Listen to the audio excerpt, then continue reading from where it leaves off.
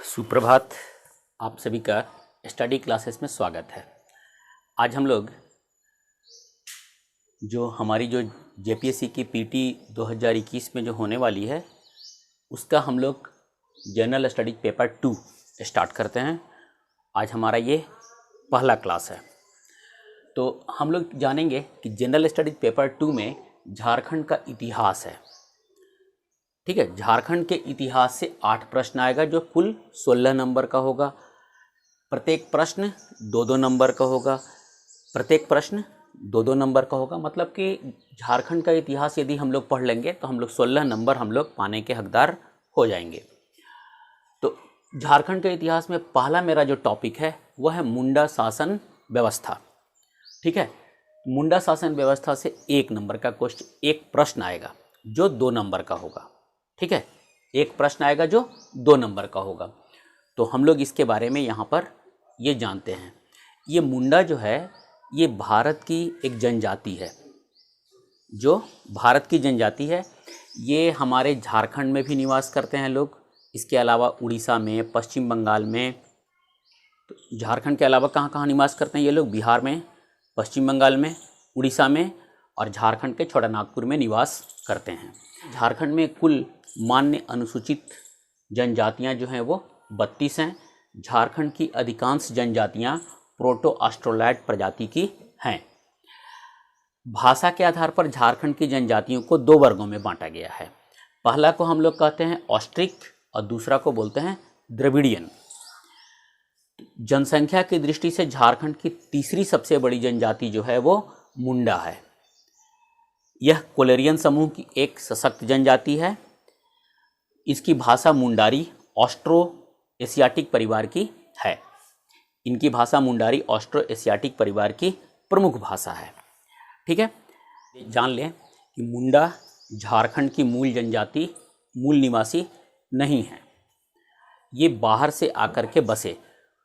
जैसे कुछ लोगों का मानना है कि ये तिब्बत से आकर के बसे, कुछ लोगों का मानना है, कुछ विचारकों का मानना है कि मुंडा दक्षिणी पश्चिमी भारत से आकर झारखंड में बसे, और कुछ लोगों का मानना है कि दक्षिण पूर्वी भारत से आकर यहाँ बसे। जब आर्य लोग दक्षिण पश्चिमी भारत में, जब आर्यों का दबदबा बढ़ा तो वे लोग यहाँ से, मुंडा लोग वहाँ से भागे और भाग करके झारखंड की ओर आए। तो जब झारखंड की ओर आए तो हुआ ऐसा कि जब यहाँ झारखंड में पहले से असुर जनजाति लोग थे, तो असुरों से इनका आक्रमण हुआ, लड़ाई हुआ, और लड़ाई में असुरों को इन लोगों ने हरा दिया। कौन? मुंडा। तो मुंडा लोग असुर लोग को हरा करके झारखंड में अपना राज्य स्थापित किए, तो आकर के यहाँ लोग बसे। तो पहला हो गया। कुछ विचारकों का मानना है कि ये तिब्बत से आकर बसे, कुछ का मानना है कि दक्षिणी पश्चिमी भारत से आकर के बसे, और तीसरा मान्यता यह है कि दक्षिण पूर्वी भारत में, भारत से आकर यहाँ झारखंड में निवास किए। तो ऐसे ही तो आए नहीं, इनको असुर लोग से लड़ाई हुआ, असुरों को हरा करके ये झारखंड के निवासी बने। 2011 की जनगणना के अनुसार झारखंड के कुल आबादी का 26.2% अनुसूचित जनजाति मतलब आदिवासी लोग यहाँ पर हैं। मुंडाओं की भागीदारी इसमें लगभग कुल 15% के आसपास है। अब प्रश्न ये उठता है कि इनका निवास स्थल कहाँ है? तो मुंडा रांची, सिंहभूम, गुमला, खूंटी, गिरिडीह, हजारीबाग, संथाल परगना आदि जिलों में मुख्य रूप से रहते हैं। इनमें सबसे अधिक रांची जिला में, सबसे ज़्यादा जनसंख्या जो है वो रांची जिला में है। इनका परिवार कैसा था? तो मुंडाओं का परिवार पितृसत्तात्मक था। इनमें एक ही पूर्वज के जो वंशज होते थे, एक ही पूर्वज के वंशज, इनको किली कहा जाता था, उनमें शादी नहीं होता था, अर्थात समगोत्रीय विवाह वर्जित था। इनके गोत्र कौन कौन से थे? तो डुंगडुंग, केरकेट्टा, टोपनो, तिर्की, पुर्ती, बारला, बुलमुच्चू, भेंगरा, बोदरा, बागे, टूटी, सुरीन, आइंद, कुंडलना आदि ये इनके गोत्र थे और ये आज भी विद्यमान हैं। इनका परिधान कैसा था? तो पुरुष क्या पहनते थे? तो बटोई, करधनी, भगवा, धोती कमीज, और वर्तमान में वो लोग जो आज का जो परिधान है वर्तमान का, जैसे पैंट शर्ट, धोती कुर्ता, वो भी लोग पहनते हैं। और महिला लोग साड़ी और लहंगा पहनती है और पुरुष और महिला दोनों आभूषण पहनना पसंद करते हैं। मुंडाओं में विवाह कैसे होता है, विवाह का कितने प्रकार होता है, इसके बारे में अभी हम लोग देखते हैं। तो बाल विवाह तथा बहु विवाह ये नहीं होता था। तो बाल विवाह जो है वो प्राचीन ज़माना में बिल्कुल निषेध था, लेकिन जैसे जैसे ये लोग हिंदुओं के रीति रिवाज से वाकिफ़ होने लगे तो उनमें बाल विवाह की प्रथा प्रारंभ हो गई। परंतु बहु विवाह वर्तमान तक भी निषेध है। विवाह के कितने प्रकार होते हैं? तो हरण विवाह, राजी खुशी विवाह, हठ विवाह, सेवा विवाह और सगाई। इसमें जो बहुत इम्पॉर्टेंट है उसका हम चर्चा करते हैं। जैसे हरण विवाह है, तो हरण विवाह का मतलब है कि हर करके ब्याह करना, मतलब ज़बरदस्ती उसको चुरा के ले जाना, चुरा करके ब्याह कर लेना। राजी खुशी विवाह मतलब लड़का लड़की दोनों राजी होगा तब शादी होगा। इसके बाद है हठ विवाह। हठ विवाह में लड़की जो है वो लड़का के घर में ज़बरदस्ती जा करके ज़बरदस्ती घुसने का प्रयास करती है और उस विवाह को हम लोग हठ विवाह कहते हैं। लड़की ही प्रेशर डालती है। सेवा विवाह में क्या होता है कि लड़का अपने ससुराल में जा करके और वहाँ पे सेवा करके उसके मूल्य को चुकाता है, शादी के मूल्य को चुकाता है, उसको हम लोग बोलते हैं सेवा विवाह। सगाई विवाह में क्या होता है? सगाई क्या होता है? सगाई का मतलब होता है, ये बहुत इंपॉर्टेंट है, सगाई का मतलब है कि विधुर या विधवा विवाह। विधुर या विधवा विवाह को हम लोग सगाई कहते हैं। अब है पर्व त्योहार।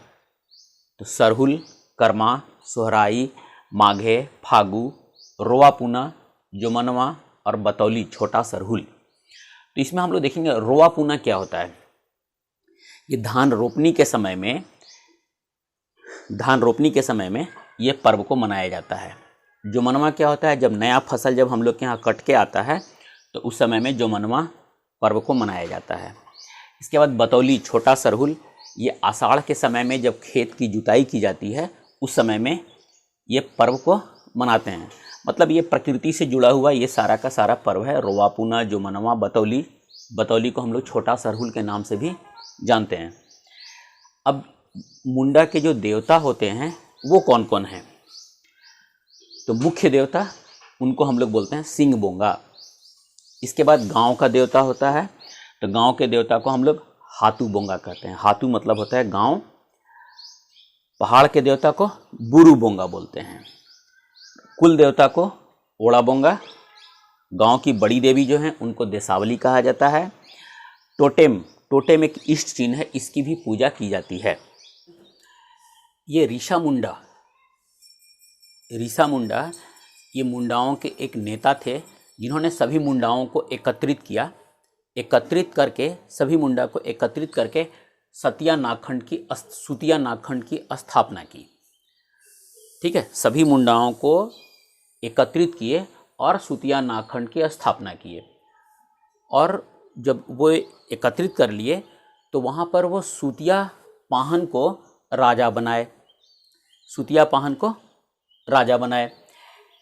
तो ये जब ऋषा मुंडा जब झारखंड में जब आए तो इसको झारखंड जो प्रदेश था मेरा उस समय का, उसको इन्होंने कहा सोना लेकम दिशुम। ये बहुत इम्पॉर्टेंट है कि सोना लेकम दिशुम ये कौन कहा?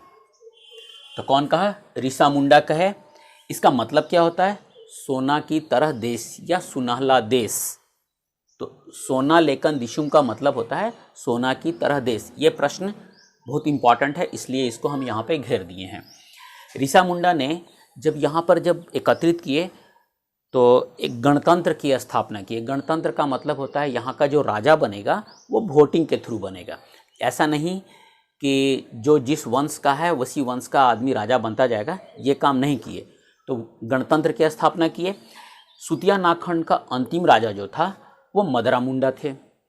ठीक है, ये तो यहाँ का ये हो गया।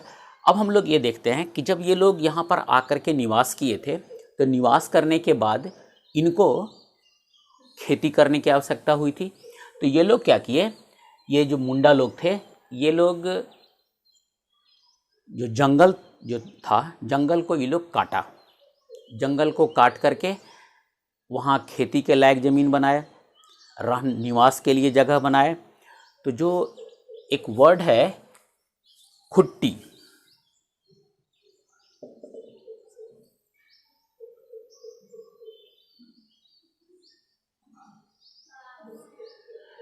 ये खुटकट्टी एक वर्ड है। खुटकट्टी किसको बोलते हैं? वैसा ज़मीन जिसको इन लोग जंगल को काट करके जो बनाए खेती के लायक, उसको खुटकट्टी कहते हैं। जंगल को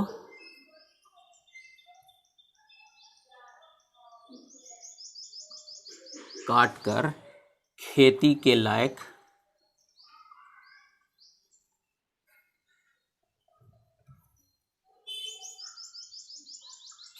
लायक बनाए, वह जमीन को ये लोग खुटकट्टी कहते हैं। ठीक है, तो क्वेश्चन यहाँ पर एक बनता है कि खुटकट्टी किसे कहते हैं? तो वैसा जमीन वैसा जंगल जिसको काट करके खेती के लायक जो ज़मीन बनाया गया, उस ज़मीन को खुटकट्टी कहते हैं। और खूट का मतलब होता है परिवार। खूट का मतलब होता है परिवार। क्लियर है? खूट का मतलब परिवार। इसके बाद एक वर्ड है हातू। हातू का मतलब होता है गांव।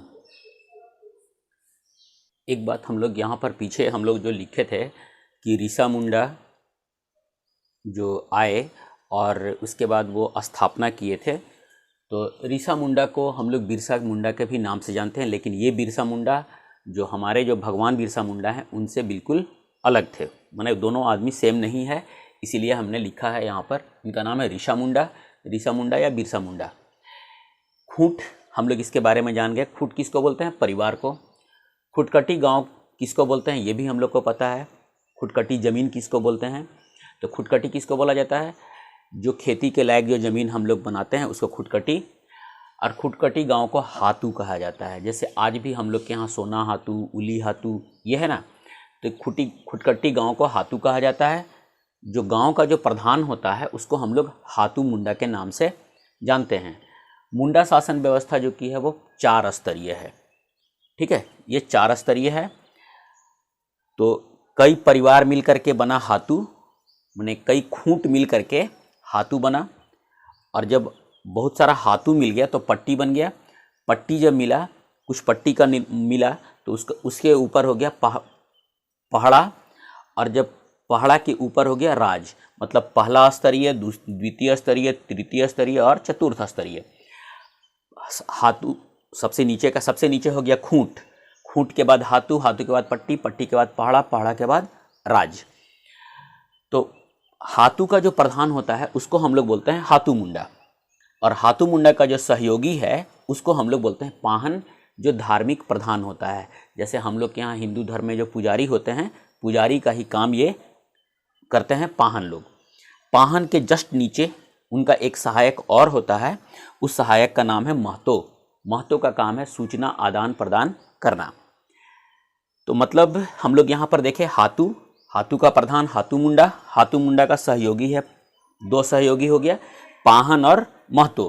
पाहन जो कि है ये धार्मिक प्रधान होता है और महतो जो है वो सूचना आदान प्रदान करने का काम करता है। इसके बाद हम लोग पट्टी को देखेंगे। तो पट्टी का प्रधान जो होता है वो मानकी कहलाता है, लेकिन ये सभी जगह पर ये नहीं होता है। इसके बाद होता है पहाड़ा। पहाड़ा में ये 3rd स्तरीय है, तृतीय स्तरीय है। पहाड़ा का प्रधान हो गया पहाड़ा राजा। और पहाड़ा का जो पंचायत होता है उसको हम लोग पहाड़ा पंचायत के नाम से जानते हैं। पहाड़ा राजा का सहयोगी होता है 5 ठो, 1 2 3 4 5। कौन कौन है? दीवान, ठाकुर, पांडे, कर्ता, लाल। ये तो क्लियर है। दीवान, ठाकुर, पांडे, कर्ता और लाल। अब हम लोग एक चीज़ यहाँ पर देखेंगे, ये जो होते हैं, ये जो पहला राजा का जो सहयोगी है, दीवान, ठाकुर, पांडे, कर्ता, लाल, ये पांचों, ये वंशानुगत पद हैं। ये क्या होता है? वंशानुगत, मतलब एक दीवान मरेगा तो उसका जो बच्चा होगा वही यहाँ पे दीवान बने। तो दीवान, ठाकुर, पांडे, कर्ता और लाल जो है ये वंशानुगत पद हैं। लेकिन ये जो हमारा है, ये हाथू, मुंडा, मानकी, पहड़ा, पहड़ा राजा, ये जो हैं, ये जो बनता है लोग,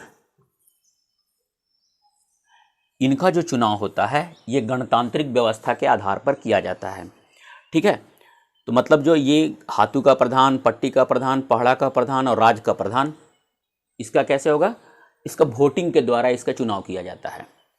ये वोटिंग के द्वारा होगा। ठीक है, और ये वंशानुगत होंगे, यही दोनों में अंतर है। पहड़ा का निर्माण कैसे होता है? तो 20 गांव को जब हम लोग मिला देंगे, पहले 12 गांव पे होता था, लेकिन वर्तमान में 20 गांव जब मिलता है तो एक पहड़ा का निर्माण होता है। ठीक है, पहड़ा का निर्माण 20 गांव को मिलाकर किया जाता है। कि जो पढ़ा पंचायत जो है उसके राजा को क्या कहते हैं? पहड़ा राजा कहते हैं। पहड़ा राजा जो की है वो उसके नीचे सहयोगी होते हैं। कुल कितने होते हैं? 5, जो अभी हम लोग देखे। तो ये पांचों सहयोगी का क्रम क्या क्या होता है इसके बारे में जानेंगे हम लोग। तो ठाकुर, दीवान, पांडे, कर्ता, लाल। तो राजा के जस्ट नीचे कौन होगा? तो ठाकुर होगा।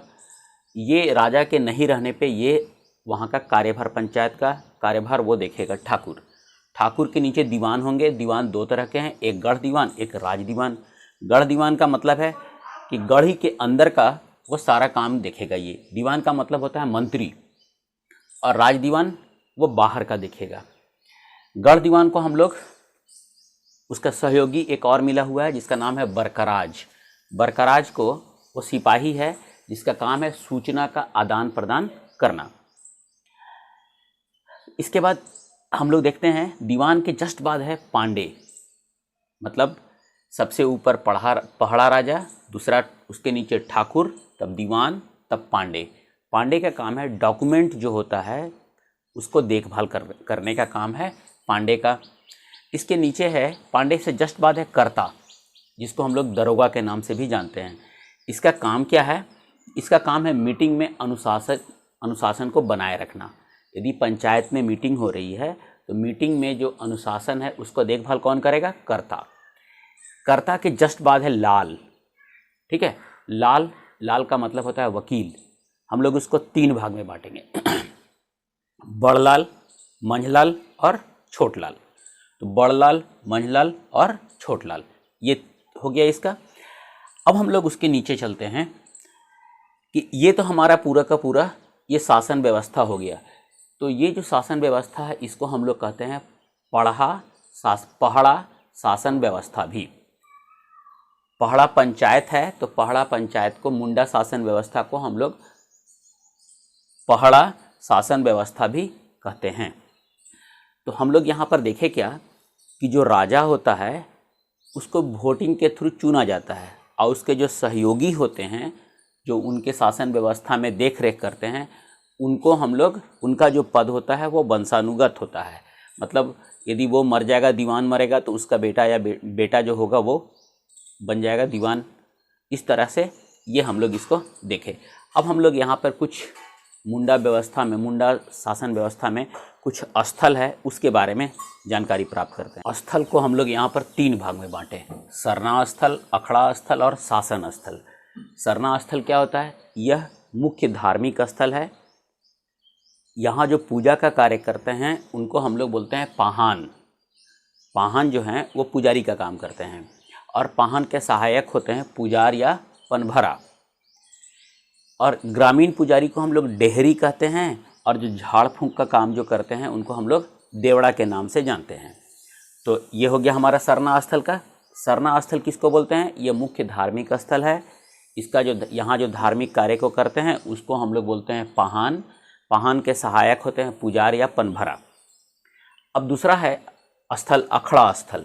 अखड़ा स्थल कहते किसको हैं हम लोग? पंचायत की बैठक होती है, वहाँ पर युवक युवतियाँ रात्रि में नाच गान करते हैं, मतलब मनोरंजन का वो एक स्थल है। और उसको हम लोग युवा गृह को गितिओड़ा के नाम से भी जानते हैं। तो अखड़ा स्थल क्या है? ये मनोरंजन का स्थल है, मीटिंग का कार्य यहाँ पे किया जाता है। और गितिओड़ा जो है वो युवा गृह के नाम से जाना जाता है। इसके बाद है शासन। शासन का मतलब है यह एक समाधि स्थल है, मतलब यहाँ पर शवों को दफनाया जाता है। दफनाने के बाद वहाँ पर एक पत्थर का सील रखा जाता है, पत्थर को रखा जाता है लेटा करके। उस पत्थर को जो रखते हैं हम लोग, उसको हम लोग बोलते हैं शासन दिरी। शासन दिरी क्या है? तो समाधि स्थल पर रखा हुआ पत्थर,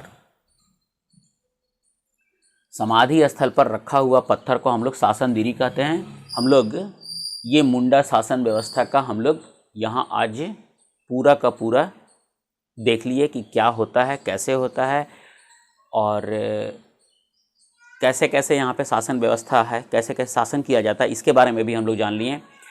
मुंडा शासन व्यवस्था जो है सहकारी शासन व्यवस्था है। सहकारी का मतलब है कोऑपरेटिव।